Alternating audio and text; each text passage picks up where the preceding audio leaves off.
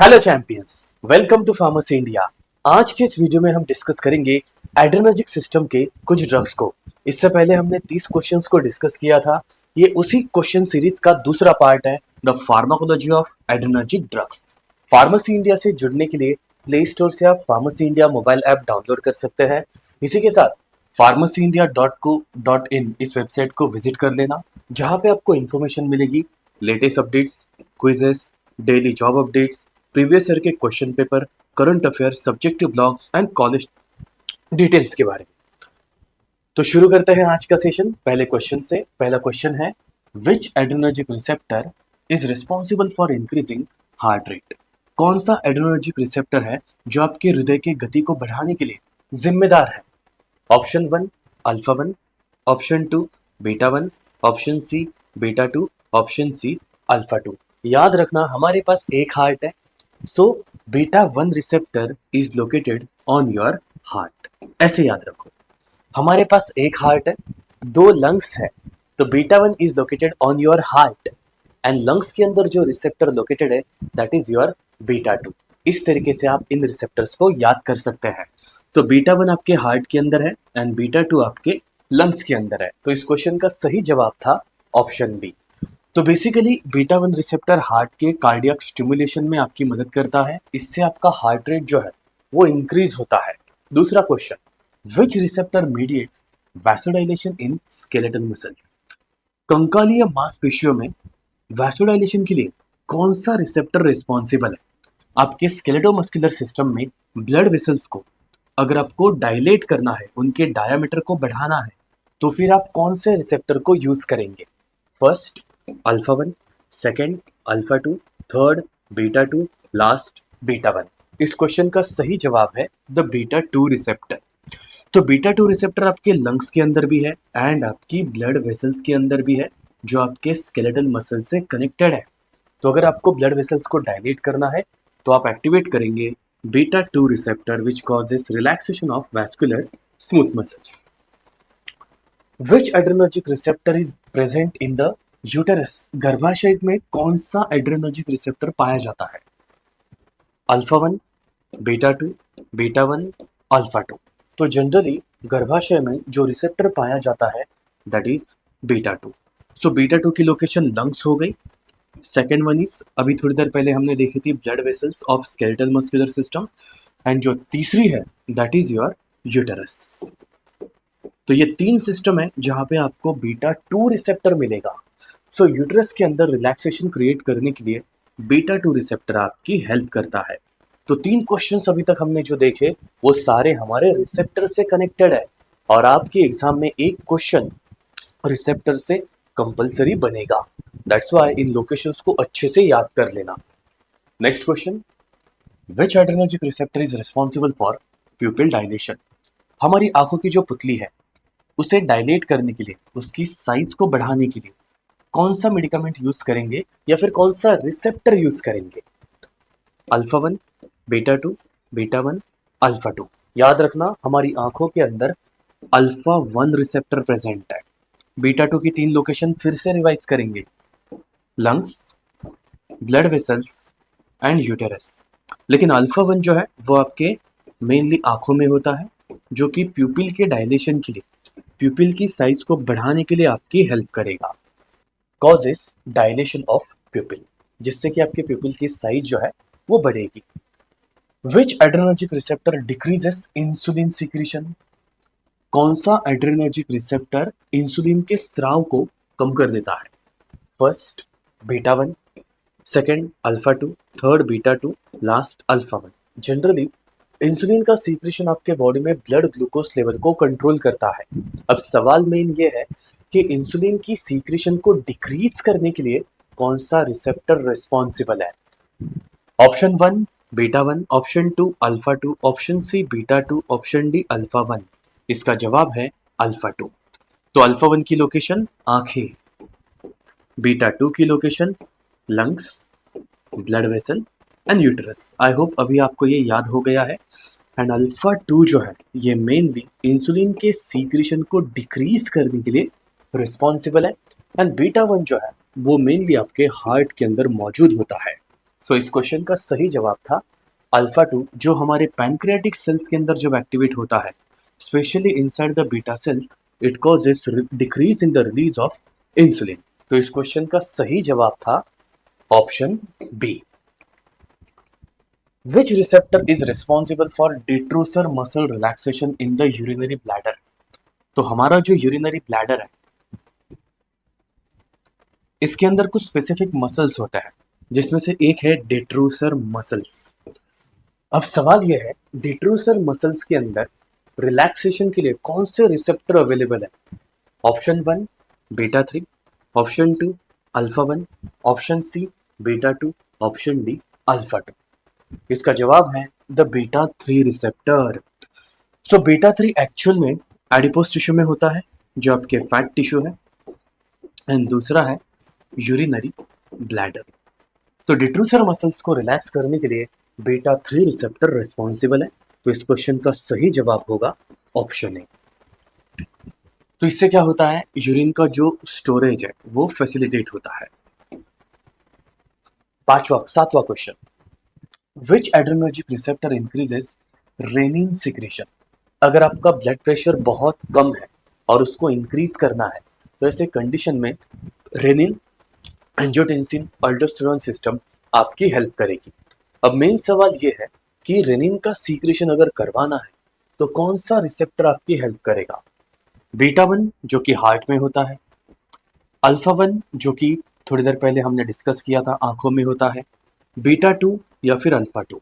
Mainly rennin के secretion के लिए जो रिसेप्टर रिस्पॉन्सिबल है, that is your beta 1 receptor. Beta 1 receptor आपके हार्ट एंड दूसरी लोकेशन किडनीज में होता है, हार्ट एंड किडनीज में होता है।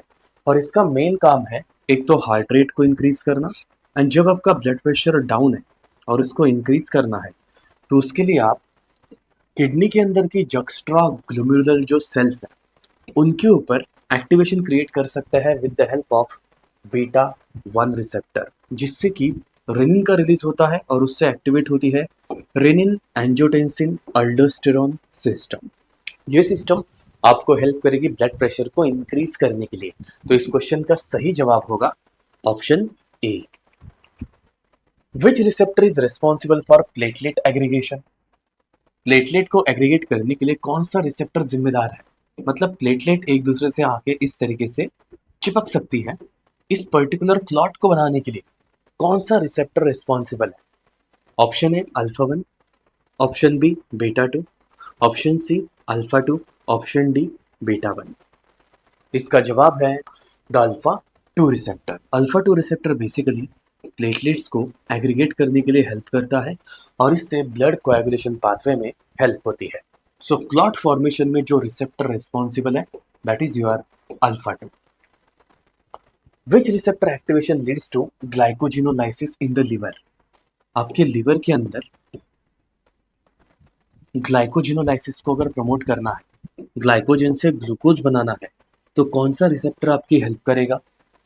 Option 1 beta 1, option 2 alpha 2, option C beta 2, option D alpha 1। इसका जवाब एकदम इजी है। आपके लिवर के अंदर ग्लाइकोजन से ग्लूकोज बनाने के लिए आप यूज कर सकते हैं बीटा 2 रिसेप्टर। तो बीटा 2 रिसेप्टर की लोकेशन एक तो आपके लंग्स है एंड दूसरी लोकेशन अभी हमें मिली है, दैट इज लिवर। इससे पहले भी हमने बीटा 2 रिसेप्टर के लोकेशंस को प्रीवियस क्वेश्चन में डिस्कस किया है, उसे भी आपको याद करना है। एक तो है हमारे लंग्स एंड दूसरा है लिवर। तो ब्लड ग्लूकोज लेवल को इंक्रीज करने के लिए जनरली ग्लाइकोजिनोलाइसिस प्रोसेस को प्रेफर करता है, और ये जो ग्लाइकोजिनोलाइसिस की प्रोसेस है, ये ग्लाइकोजन से ग्लूकोज बनाने के लिए आपकी हेल्प करेगी। सो इसका आंसर है option C. Which receptor is responsible for decreasing gastrointestinal motility? इनमें से कौन सा रिसेप्टर है जो आपकी जठरांत्र गति को कम करने के लिए रिस्पॉन्सिबल है? Alpha 1, alpha 2, beta 2, beta 3। Generally stomach को जठर कहते हैं, राइट? तो सवाल यह है, गैस्ट्रोइंटेस्टाइनल मोटिलिटी को अगर आपके स्टमक और इंटेस्टाइन के अंदर के कॉन्ट्रैक्शंस को कम करवाना है, तो उसके लिए कौन सा रिसेप्टर रिस्पॉन्सिबल है? Alpha 1 alpha 2, beta 2, beta 3।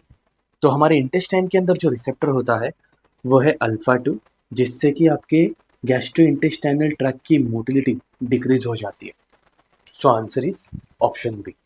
सो गैस्ट्रो इंटेस्टाइनल मोटिलिटी को, कॉन्ट्रैक्शंस को कम करने के लिए अल्फा एड्रेनर्जिक अल्फा 2 रिसेप्टर आपकी हेल्प करेंगे। तो अगर आप फार्मासिस्ट एग्जाम की प्रिपरेशन कर रहे हो तो आपके लिए फार्मेसी इंडिया लेकर आया है the Bihar pharmacist objective book. इस बुक के अंदर 50 मॉडल पेपर दिए हुए हैं, 10 ऑनलाइन मॉडल पेपर्स हैं, प्रीवियस ईयर के क्वेश्चन पेपर है। पूरा सिलेबस जो है वो रिसेंट आपके बीटीएससी सिलेबस पैटर्न के अकॉर्डिंगली बनाया गया है। सो इस बुक को आप फ्लिपकार्ट एंड अमेजॉन प्लेटफॉर्म के ऊपर चेक कर सकते हैं। Epinephrine reversal occurs due to, epinephrine reversal किसके कारण होता है? इनमें से कौन सा पर्टिकुलर ड्रग कैटेगरी है जिसको अगर आपने यूज किया तो एफिनेफ्रिन के इफेक्ट को डिक्रीज किया जा सकता है, रिवर्स किया जा सकता है? Option 1 beta blockers, option 2 alpha blockers, option C cholinergic drugs, option D diuretics. याद रखना डायरेटिक्स हाइपरटेंशन में यूज करता है, कोलिनर्जिक्स को हम यूज करते हैं अल्जाइमर जैसी प्रॉब्लम को ठीक करने के लिए, माइस्थेनिया ग्रेविस में। Alpha blocker and beta blocker hypertension जैसी प्रॉब्लम में यूज किए जाते हैं।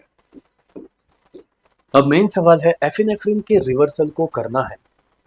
एफिनेफ्रिन मतलब एड्रेनालिन, और उसके इफेक्ट को अगर रिवर्स करना है तो मैं यूज करूंगा अल्फा ब्लॉकर,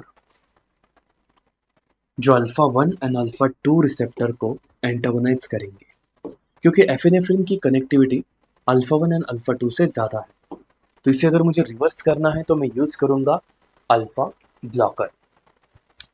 तो अगर आपको बीटा 2 वैसोडाइलेशन को कम करवाना है तो वहाँ पे अल्फा ब्लॉकर आपकी हेल्प करता है, जिससे कि आपका ब्लड प्रेशर जो है वो कंट्रोल में आ जाता है। Which adrenergic agonist has indirect action by increasing catecholamine release? कौन सा एड्रेनर्जिक अगोनिस्ट है जो अप्रत्यक्ष रूप से कैटेकोलामाइन के स्त्राव को बढ़ाता है? आपकी बॉडी में कैटेकोलामाइन्स के रिलीज को इनडायरेक्टली बढ़ाने के लिए काम कौन करेगा? ये क्वेश्चन बेसिकली क्लासिफिकेशन से आया है कि इनडायरेक्टली एक्टिंग सिम्पैथोमाइमेटिक ड्रग कौन सा है। Option 1 ephedrine, option B clonidine, option C dobutamine, option D norepinephrine. इसका जवाब है एफेड्रिन। एफेड्रिन एक इनडायरेक्टली एक्टिंग सिम्पैथोमाइमेटिक है। इससे क्या होता है, नॉर एड्रेनलिन का रिलीज बढ़ता है। क्या होता है, ये खुद कुछ नहीं करता है लेकिन ये नॉर एड्रेनलिन के रिलीज को बढ़ाता है, जो आगे जाके एड्रेनर्जिक एक्टिविटी देगा। तो ये क्वेश्चन आता है कौन सा ड्रग इनडायरेक्टली एक्टिंग है? It is ephedrine. It enhances the release of noradrenaline from adrenergic neurons. Monoamine oxidase inhibitor should not be combined with, आपके बॉडी में न्यूरोट्रांसमीटर्स को मेटाबोलाइज करने के लिए कुछ एंजाइम्स हैं जिन्हें हम कहते हैं द मोनोअमाइन ऑक्सीडेज। अब मेन सवाल ये है, मोनोअमाइन ऑक्सीडेजेस को अगर आप यूज कर रहे हो तो उनके साथ कौन से ड्रग नहीं देने चाहिए? First beta blocker, second tyramine containing food, third diuretics, last AC inhibitor. ये क्वेश्चन थोड़ा सा इंटरेस्टिंग है। रीजन क्या है, टायरामाइन कंटेनिंग फूड को अगर आप खाते हैं माओ इनहिबिटर के साथ तो इससे क्या होता है, आपके बॉडी में एड्रेनलिन की क्वांटिटी एंड नॉर एड्रेनलिन की क्वांटिटी बढ़ती है, और ये क्वांटिटी बढ़ने के कारण आपको होता है एक्सेसिव हाइपरटेंशन। एंड अगर आपको उसे कम करवाना है तो ये कॉम्बिनेशन आपको अवॉइड करना ही होगा। सो दैट्स व्हाई इस क्वेश्चन का सही जवाब होगा ऑप्शन बी। सो आप टायरामाइन कंटेनिंग फूड को जनरली मोनोअमाइन ऑक्सीडेज इनहिबिटर के साथ नहीं दे सकते। Option B is correct answer, क्योंकि इसके कारण चीज रिएक्शन होती है which is also called as hypertensive crisis. कौन सी दवा नॉर एफिनेफ्रिन रीअपटेक को अवरोधित करती है? इनमें से कौन सी मेडिसिन नॉर एड्रेनलिन के रिलीज को इनहिबिट करती है? नॉट रिलीज को, रीअपटेक को, रीएब्जॉर्प्शन को इनहिबिट करती है। प्रेसरपिन, कोकेन, क्लोनिडिन, एफेड्रिन। ये क्वेश्चन कैसा है बताएं? आपके बॉडी में कुछ न्यूरॉन्स नॉर एड्रेनलिन को रिलीज करते हैं, ये देखो रिलीज हो गया, ओके। लेकिन यही न्यूरॉन इन मॉलिक्यूल्स को रीएब्जॉर्ब करता है। अब इससे क्या होगा, आपको इफेक्ट मिलेगा ही नहीं। छोड़ा उसने केमिकल, फिर से रीएब्जॉर्ब कर लिया, तो एक्शन के लिए वो वहीं पे रुका ही नहीं। लेकिन अगर आपको इसकी एक्टिविटी को यहाँ पे एग्जीक्यूट करना है तो क्या करना होगा, इसके रीएब्सॉर्प्शन प्रोसेस को रोकना होगा। तो न्यूरॉन अगर रीएब्सॉर्ब नहीं करेगा तो ये केमिकल ज्यादा समय के लिए यहाँ पे एक्ट करेंगे। तो इस क्वेश्चन का सही जवाब है कोकेन। कोकेन जो है इस न्यूरॉन ने जो रिलीज किया है केमिकल, उसे रीएब्सॉर्ब होने से बचाता है। अब ये अवेलेबल केमिकल आगे जाके एक्टिविटी देगा जिससे आपकी प्रॉब्लम जो है वो सॉल्व हो जाएगी। तो इस क्वेश्चन का सही जवाब था ऑप्शन बी। ठीक है, चलो। So it increases norepinephrine level at the synapse. Next question. Which drug depletes catecholamine store? इनमें से कौन सी दवा है जो कैटेकोलामाइन के भंडार को समाप्त कर देती है? That means कैटेकोलामाइंस न्यूरॉन के बॉडी में सिंथेसाइज हो गए, अब उनको स्टोर करना है। लेकिन ये ड्रग अगर आप कंज्यूम करेंगे इनमें से कोई एक, तो उसे वो स्टोर नहीं होने देगा। सिंथेसाइज तो हो गया लेकिन स्टोर ही नहीं हो रहा है। अब इस प्रोसेस को रोकने के लिए कौन सी दवा हेल्प करेगी? Which drug depletes catecholamine store? Reserpine, propranolol, phentolamine, phenylephrine. इसका जवाब है रेसरपिन। आपने राउल्फिया प्लांट के बारे में सुना होगा, राउल्फिया सर्पेंटाइना। उस प्लांट से हमें कुछ केमिकल मिलता है जिसमें से एक केमिकल है रेसरपिन। सवाल क्या है, इनमें से कौन सी दवा कैटेकोलामाइन के स्टोरेज को कम करवाती है? It is reserpine. वैसे प्रोप्रानोलोल एक नॉन सिलेक्टिव बीटा ब्लॉकर है, इसे याद रखना। So generally, reserpine inhibit vascular monoamine transporter, VMAT transporter. ये आपका न्यूरॉन है, ये उसकी बॉडी है, ये उसका एक्सोनिक एंड है। ठीक है, अब जब न्यूरॉन कुछ केमिकल्स को सिंथेसाइज कर रहा है अपनी बॉडी में, तो वो उसे स्टोर भी तो करेगा सिनेप्टिक क्लेफ्ट में। यहाँ जो सिनेप्टिक क्लेफ्ट है यहाँ पे वो स्टोर करेगा।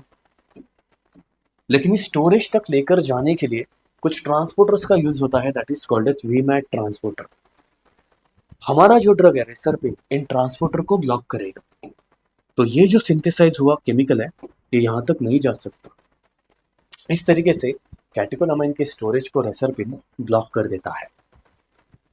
योहिम्बिन इज क्लासिफाइड एज, याद रखना ये एक ऐसा ड्रग है जो आज हम यूज नहीं करते क्योंकि इसका प्रैक्टिकल यूज है ही नहीं।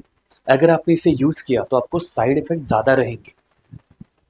तो योहिम्बिन क्या है? Alpha 1 blocker, alpha 2 blocker, beta 2 agonist, beta 1 antagonist. याद रखना योहिम्बिन एक अल्फा 2 ब्लॉकर है एंड अल्फा 2 रिसेप्टर एक ऑटो रिसेप्टर है।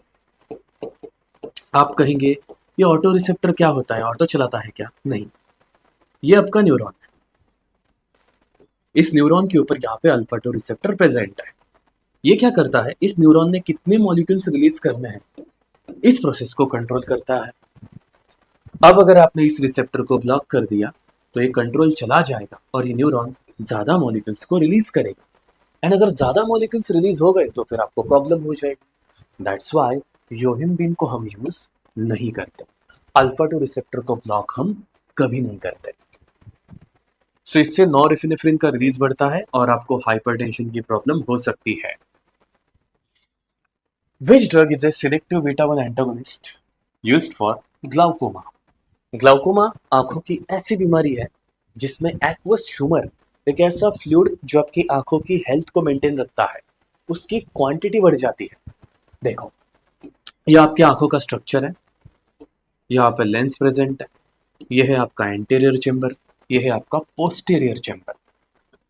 तो एंटीरियर चेंबर में कुछ फ्लूइड होता है, अगर इस फ्लूइड की क्वांटिटी इंक्रीज हो गई तो आपकी आंखें ना स्वेल हो जाएगी। अब इतनी बड़ी आंख इतने छोटे से कैविटी में बैठ नहीं पाएगी, फिर तो दिक्कत क्रिएट होगी, पेन क्रिएट होगा। दैट्स वाई इस पेन को कम करने के लिए जो मेडिकामेंट हम यूज करते हैं which is a beta 1 agonist antagonist, beta 1 antagonist, वो है टाइमोलॉल। याद रखना टाइमोलॉल हम हमेशा आंखों में यूज करते हैं to decrease the problem of glaucoma, to decrease the problem of glaucoma. Glaucoma आंखों की बीमारी है, इसे याद रखना। सो इसका मेन काम है एक्वस ह्यूमर के प्रोडक्शन को डिक्रीज करना। मतलब हम बीटा 1 एंटागोनिस्ट की मदद से आंखों के अंदर फॉर्म होने वाले एक्वस ह्यूमर की क्वांटिटी को डिक्रीज कर सकते हैं। Which adrenergic antagonist is used in BHP, benign hyperplasia of the prostate? ये मेल रिप्रोडक्टिव सिस्टम की प्रॉब्लम है जिसमें मेल रिप्रोडक्टिव सिस्टम का जो ऑर्गन है प्रोस्टेट ग्लैंड वो स्वेल हो जाता है। अब सवाल क्या है, बीएचपी में अगर आप कोई ड्रग यूज करते हैं इस पर्टिकुलर स्वेलिंग को कम करवाने के लिए तो कौन सा एड्रेनर्जिक एंटागोनिस्ट यूज करेंगे। देखो जिस भी ड्रग के पीछे एलओएल होता है ना, they are the beta blocker. ठीक है, अब एड्रेनर्जिक एंटागोनिस्ट यूज करना है, so both are beta antagonist and above both are alpha antagonist. तो इस क्वेश्चन का जवाब है प्राजोसिन। प्राजोसिन को यूज करते हैं बीएचपी में प्रेशर को कम करवाने के लिए, पेन सेंसेशन को कम करवाने के लिए। तो प्राजोसिन एक अल्फा 1 ब्लॉकर है जो आपके प्रोस्टेट के स्मूथ मसल्स को रिलैक्स कर देता है जिससे कि पेन की इंटेंसिटी जो है वो डिक्रीज हो जाएगी। Which drug increases blood pressure by directly acting on alpha 1 agonist? कौन सी दवा प्रत्यक्ष अल्फा 1 अगोनिस्ट है जिससे रक्तचाप बढ़ता है? इनमें से एक ऐसी दवाई है जिससे आपका ब्लड प्रेशर इंक्रीज होगा। साल्ब्यूटामॉल, फिनाइलेफ्रिन, प्रोप्रेनोलॉल, क्लोनिडिन। याद रखना अल्फा 1 बोला है ना, तो जिस भी ड्रग के पीछे एलओएल है वो ड्रग आपका बीटा कैटेगरी का ड्रग है, बीटा एंटागोनिस्ट है। तो प्रोप्रेनोलॉल जो है वो बीटा ब्लॉकर है एंड साल्ब्यूटामॉल जो है वो बीटा अगोनिस्ट है। तो दो ऑप्शंस तो चले गए, अब बचता है फिनाइलेफ्रिन वर्सेस क्लोनिडिन। तो जो ड्रग आपके ब्लड प्रेशर को इंक्रीज करता है that is your phenylephrine, that is your phenylephrine. Phenylephrine से क्या होता है, आपका ब्लड प्रेशर इंक्रीज हो जाता है। सो इट कॉजेस वैसोकॉन्स्ट्रिक्शन, आपकी ब्लड वेसल जो डायलेट हो चुकी है इसके इफेक्ट से कारण वो कॉन्स्ट्रिक्ट हो जाती है। इससे क्या होगा, ब्लड प्रेशर जो है आपका इंक्रीज होगा।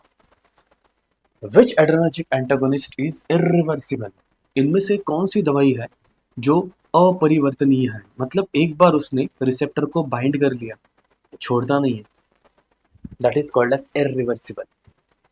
पेंटोलमाइन, phenoxybenzamine, atenolol, labetalol. Adrenergic antagonist जो इरिवर्सिबल है इट इज फिनॉक्सीबेंजामाइन। अगर इसने एक बार रिसेप्टर को पकड़ लिया वो उसे छोड़ता ही नहीं, पकड़ के रखता है। सो बेसिकली ये अल्फा रिसेप्टर का इरिवर्सिबल एंटागोनिस्ट है। Alpha 1 receptor and alpha 2 receptor दोनों को ब्लॉक कर देता है। Which beta blocker has the shortest half life? इनमें से कौन सा बीटा ब्लॉकर है जो बहुत कम समय के लिए आपके बॉडी में एक्ट करता है? प्रोप्रेनोलॉल, इस्मोलॉल, मेटाप्रोलॉल, एटेनोलॉल। एक ऐसी मेडिकामेंट जो इमरजेंसी सिचुएशन में सबसे ज्यादा प्रेफर करते हैं वो है इस्मोलॉल। इस्मोलॉल को जनरली इमरजेंसी सिचुएशन में यूज किया जाता है। It is a short acting drug, no it is ultra short acting drug. इसकी एक्टिविटी बहुत कम समय में शुरू हो जाती है और कम समय में खत्म भी हो जाती है। विच drug is centrally acting alpha 2 agonist use for hypertension? Hypertension के लिए उपयोगी सेंट्रली एक्टिंग अल्फा 2 अगोनिस्ट कौन है, मतलब आपके ब्रेन एंड स्पाइनल कॉर्ड के साथ कनेक्ट करने वाली अल्फा 2 अगोनिस्टिक ड्रग मेडिसिन कौन सी है? Phenylephrine, clonidine, prazosin, isoproterenol. अभी तक जितने भी क्वेश्चंस हम डिस्कस कर रहे हैं ना वो सारे क्लासिफिकेशन बेस्ड क्वेश्चन है और क्लासिफिकेशन की tricks pharmacy India YouTube channel के ऊपर आ चुकी है जिसे आप चेक कर सकते हैं प्लेलिस्ट सेक्शन में। तो 20 क्लासिफिकेशन अपलोड हो चुके हैं, रोज एक एक दो दो क्लासिफिकेशन पढ़ते जाओ जिससे कि आपको इन क्वेश्चंस को सॉल्व करने के लिए बहुत ज्यादा हेल्प होगी। ये क्वेश्चन क्या है पता है, सेंट्रली एक्टिंग अल्फा 2 अगोनिस्ट कौन है? इसका सीधा आंसर है क्लोनिडिन। ये ब्रेन से आने वाले एड्रेनर्जिक सिग्नल्स को कम करता है जिससे कि ब्लड प्रेशर डिक्रीज हो जाएगा। So it reduces sympathetic outflow. जब भी आपके ब्रेन से कोई सिग्नल बाहर जाता है ना that is called as outflow, और जब कोई अंदर आता है signal that is called as inflow. Which beta blocker has intrinsic sympathomimetic activity? इनमें से एक ऐसा ड्रग है जो बीटा ब्लॉकर है बट इसके पास थोड़ी सी अगोनिस्टिक एक्टिविटी है। तो इसकी हिंट है पार्शियल अगोनिस्ट ड्रग कौन सा है? आपने इसके बारे में कभी ना कभी पढ़ा होगा।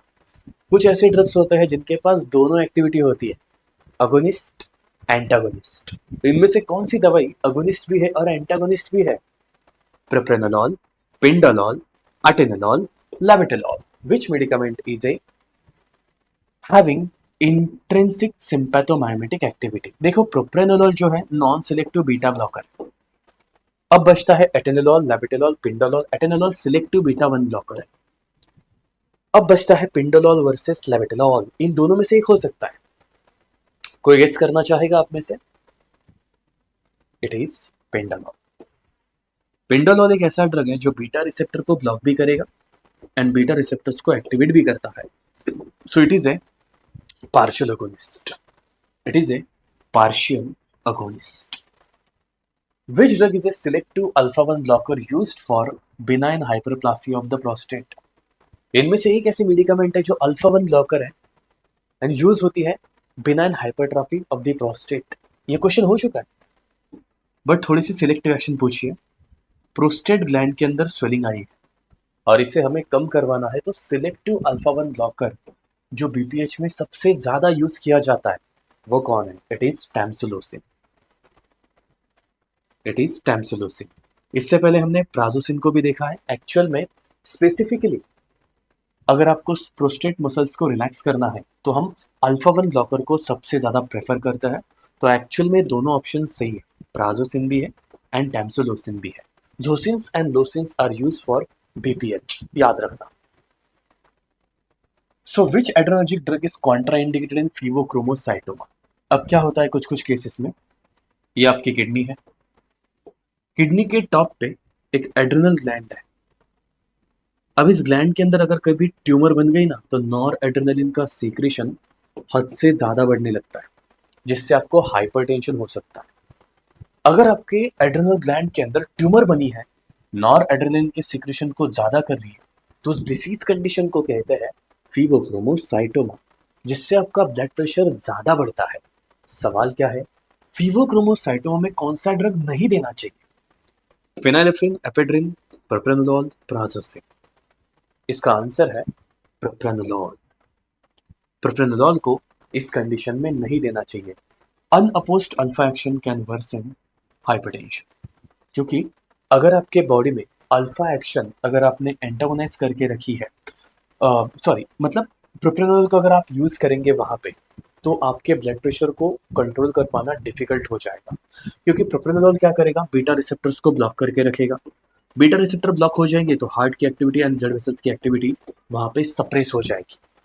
तो उसे हमें अवॉइड करना है, तो हम प्रोप्रेनोलॉल को यूज नहीं करेंगे, क्योंकि एड्रेनलिन का सीक्रेशन ऑलरेडी बढ़ रहा है ड्यू टू फीवोक्रोमोसाइटोमा। तो इससे आपको हाइपरटेंशन और ज्यादा होने वाला है। ऐसे कंडीशन में प्रोप्रेनोलॉल एक सेफ चॉइस नहीं होती है, इससे हाइपरटेंशन की प्रॉब्लम और ज्यादा इंक्रीज होने का चांस है। Which adrenergic antagonist is useful in migraine prophylaxis? Migraine को लॉन्ग टर्म के लिए अगर आपको मैनेज करना है, अवॉइड करना है, फिर से ना हो जाए, उसके लिए कौन सी दवाई यूज करता है? Atenolol, propranolol, clonidine, ephedrine. ये बहुत इंटरेस्टिंग पॉइंट है। माइग्रेन का प्रोफाइलैक्सिस एक बार हुआ है लेकिन आपको लॉन्ग टर्म के लिए उसे अपने से दूर रखना है, तो यूज करता है propranolol, the best drug for the prophylaxis of migraine. ऐसे और भी ड्रग्स हैं जो माइग्रेन अटैक को अवॉइड करता है, बट बेस्ट सुटेबल जो ड्रग है वो है आपका propranolol. Which drug is an alpha 1 agonist used in neurogenic hypertension? अगर आपके नर्वस सिस्टम में कुछ प्रॉब्लम क्रिएट होता है जिससे आपको हाइपरटेंशन हो रहा है, अब ऐसे कंडीशन में कौन सा अल्फा 1 ब्लॉकर यूज करेंगे? फिनाइलेफ्रिन, साल्ब्यूटामॉल, आइसोप्रोटेरेनॉल, टाइमोलॉल। टाइमोलॉल की हमने थोड़ी देर पहले बात की थी, इसे हम जनरली ग्लाउकोमा में यूज करते हैं। साल्ब्यूटामॉल अस्थमा में यूज होता है, बीटा 2 अगोनिस्ट। बचता है आइसोप्रोटेरेनॉल एंड फिनाइलेफ्रिन।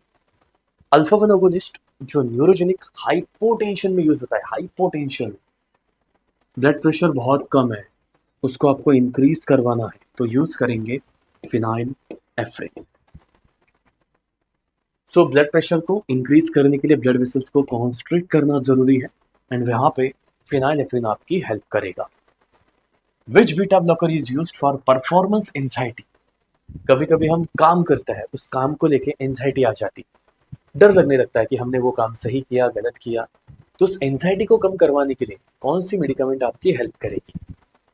मेटाप्रोलॉल, इस्मोलॉल, प्रोप्रेनोलॉल, लेबिटेलॉल। इसका जवाब है प्रोप्रेनोलॉल। जनरली प्रोप्रेनोलॉल को प्रेफर करता है वर्क प्लेस और परफॉर्मेंस एंजाइटी को कम करने के लिए। एंजाइटी एक ऐसी प्रोसेस है जिसमें डर लगता है, एकदम से कुछ भी थॉट्स दिमाग में आने लगता है। That condition is called as anxiety. Which drug is beta 3 agonist use for over active bladder? कभी कभी कुछ डिसीज कंडीशन में होता क्या है, ब्लैडर से अननेसेसरली यूरिनेशन होने लगता है, या फिर हमें इच्छा होती है कि हम यूरिनेट कर दें बार बार, मतलब एक टाइम गैप नहीं होता है दो अलग अलग यूरिनेशन सिचुएशन में। मतलब अभी यूरिनेट किया है, 10 मिनट के बाद फिर से इच्छा होगी कि हम यूरिनेट करके आते हैं। That condition is called as over active bladder. और इसे अगर कंट्रोल करना है तो कौन सा बीटा 3 अगोनिस्ट यूज करेंगे? इससे हमें यह समझ में आता है यूरिनरी ब्लैडर के अंदर बीटा 3 रिसेप्टर प्रेजेंट है, तो इसके लिए हम ड्रग यूज करते हैं मीरा बैकग्राउंड।